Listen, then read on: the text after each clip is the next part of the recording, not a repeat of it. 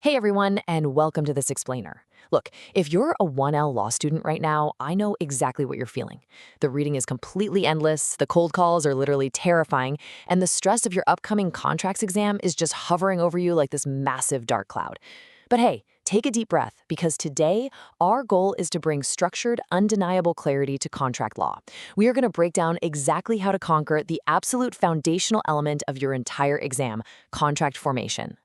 Because we've all been there, right? You're sitting in the exam hall, the clock starts, you flip open the test packet, and you read this massive, convoluted fact pattern about a farmer, a broken tractor, and a delayed shipment of oranges. And then, sheer panic sets in. You're just staring at a blank page wondering, where on earth do I even begin? Well, what you need in that exact moment isn't just a bunch of memorized case names. You need an ultimate, unshakable roadmap, a framework that tells you exactly what to write first, second, and third. And that brings us to this bizarre yet incredibly effective mnemonic phrase. Say it with me. Good frogs make outstanding apple cider donuts. I know, it sounds completely ridiculous, but I promise you, this specific phrase is going to anchor your entire essay structure. It's the definitive, chronological path you absolutely need to follow to analyze literally any contract formation problem to perfection.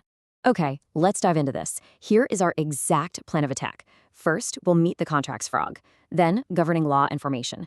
Third, mutual assent and offer. Fourth, acceptance and consideration. Fifth, defenses to enforcement. And finally, acing your contract's essay. Section 1, meet the contract's frog, the GFMOACD roadmap. Let's peel back the first layer of our acronym and look at the full picture. You are definitely going to want to screenshot this slide because this is your baseline roadmap for determining if a valid contract actually exists. G is for governing law. F is for formation. M is for mutual assent. O is for offer. A is for acceptance. C is for consideration. And D is for defenses. If you just follow these letters in exact order, you will literally never miss a step in your formation analysis. Okay, let's look at how to deploy the G and the F. Section 2. Governing law and formation, the gateway issue. Basically, before you analyze a single word of the agreement, you have to determine the governing law. And this brilliantly illustrates the massive V in the road that every law student has to recognize right out of the gate. On one side, we have UCC Article 2, which strictly governs the sale of tangible, movable goods. Think refrigerators, widgets, and those oranges we talked about. On the other side, we have the common law, which governs things like services, employment, and real estate. But what happens when a contract involves both at the same time? Well, let's test your knowledge with a hypothetical straight from our source material. Imagine a contract where Party A agrees to sell Party B a custom-dyed carpet sculpted to look like their corporate logo, and also agrees to install that carpet in their headquarters for a grand total of $50,000. So, which law governs? Because we have goods, the carpet itself, and we have services, the installation. So the answer actually lies in the Predominant Purpose Test. You basically have to look at the essence of the deal. In this specific case, the UCC governs the entire agreement. Why? Well, because the main predominant purpose of the contract is the sale of that highly valuable custom $50,000 good. The installation service is totally secondary to the physical carpet itself. Just a quick tip, you absolutely must state this test in your essay for hybrid contracts.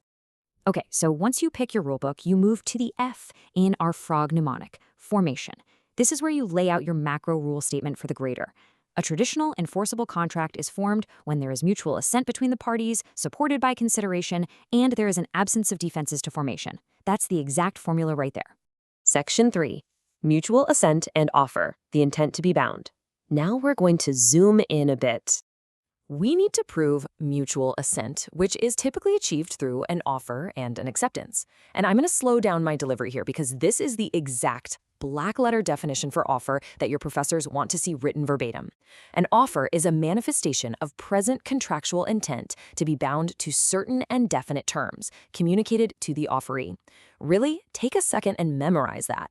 It shows objective willingness, creating the power of acceptance in the other party. But hey, remember how we chose a rulebook earlier? Well, it directly impacts the certain indefinite terms part of our offer definition. Under the strict common law, an offer has to include the parties, the subject matter, the quantity, and the price. If the price is missing, the whole offer usually fails. But under the UCC, they are way more flexible. You really only need the parties, subject matter, and quantity. The UCC actually allows courts to use statutory gap fillers for a missing price. It's a lifesaver. Moving to Section 4, Acceptance and Consideration. Closing the deal. We've got an offer on the table, so let's hit the A and C of our roadmap. Here is your black letter rule for the offer. Acceptance is the manifestation of assent to the terms in the manner required by the offer. And keep in mind, this is governed by an objective test of outward appearances. Like if you say, I accept, but have your fingers crossed behind your back, the law honestly doesn't care about your hidden intentions. Outwardly, you manifested assent. Now, what's really interesting about this slide is how drastically differently the two rulebooks handle varying acceptance terms. Under common law, you're completely bound by the mirror image rule. Your acceptance has to match the offer exactly. Any slight variation is technically a rejection and a counteroffer. But under UCC Section 2-207, which is often dramatically called the Battle of the Forms, a definite expression of acceptance is actually valid even if it states additional or different terms. Real game changer there. All right, now for the C, consideration. This is essentially the glue that makes a promise legally binding rather than just a nice gift. Consideration is the bargained-for exchange of legal sufficiency, involving a legal benefit or detriment. There absolutely must be mutual inducement.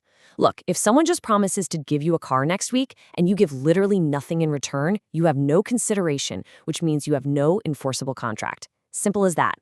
Section 5. Defenses to enforcement. Breaking the contract.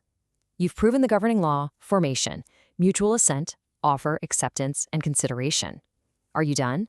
Actually, not quite. We've reached the final D in our frog mnemonic, defenses. Even a perfectly formed contract can be invalidated right here. To spot these fast on an exam, use this powerful submnemonic, LGUMSI. It's a rapid mental checklist for structural bars to enforcement. Let's run through it quickly. Lack of capacity, duress, undue influence, mistake, unconscientiousness, misrepresentation, statute of frauds, and illegality. If any of these are successfully asserted, boom, the contract is broken. And finally, Section 6. Acing your contract's essay, execution. Let's pivot from all this theory and see how to actually deploy it. It's absolutely crucial that you format your essay using the mandatory IRAC structure: issue, rule, application, and conclusion. This forms the absolute skeleton of a winning law school essay. Your grader is literally holding a rubric, just looking to check off boxes when they see your clear rule statements and your solid because statements in the application section. Give them exactly what they want. In fact, I want to explicitly call out this exact point from the professor notes in our source material. Explicitly stating and justifying the controlling law is a requirement for a high-scoring answer. Listen, if you jump straight into arguing about whether an offer was made, but you fail to mention if the UCC or common law applies, you missed the gateway issue entirely, and your essay is practically doomed from the start. So the crucial point is really perfectly demonstrated in this model essay answer. Notice the very first sentence under contract formation: as a contract for services, the common law will control. Boom. Then it immediately states the macro rule for formation. This student flawlessly executed the exact first steps of our frog framework: governing law and then formation. Wow. Okay, we have covered a massive amount of ground today, distilling all the complexities of contract formation into a direct, reliable system. So I'll leave you with this question. When you are staring at that blank page on exam day, which part of the Law Frog roadmap will you rely on to save your essay?